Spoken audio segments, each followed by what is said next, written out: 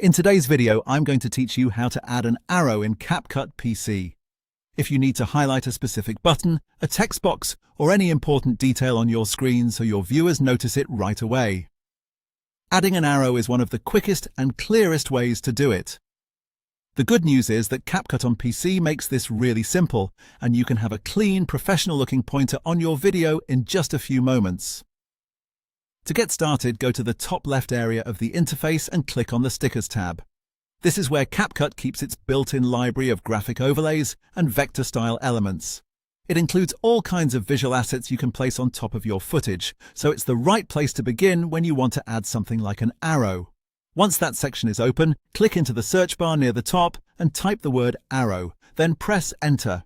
CapCut will immediately show you a wide range of results. You'll usually see different pointer styles here, including simple static arrows, more attention-grabbing flashing elements, and even animated neon-style indicators.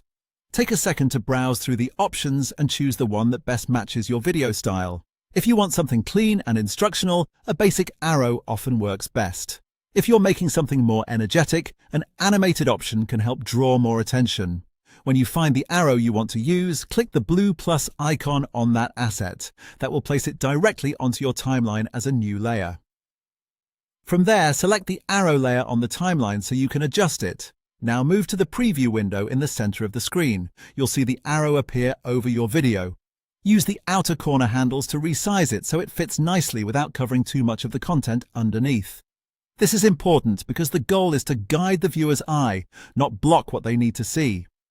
If the arrow needs to point in a different direction, use the small rotation handle at the top of the bounding box and turn it until it lines up correctly. Then click and drag the arrow into position so it points exactly at the area you want to highlight. Take a final look at the placement and make sure it clearly directs attention to your focal point. And that's it. You've added a high-visibility instructional arrow in CapCut PC, and it only takes a few seconds once you know where to find it.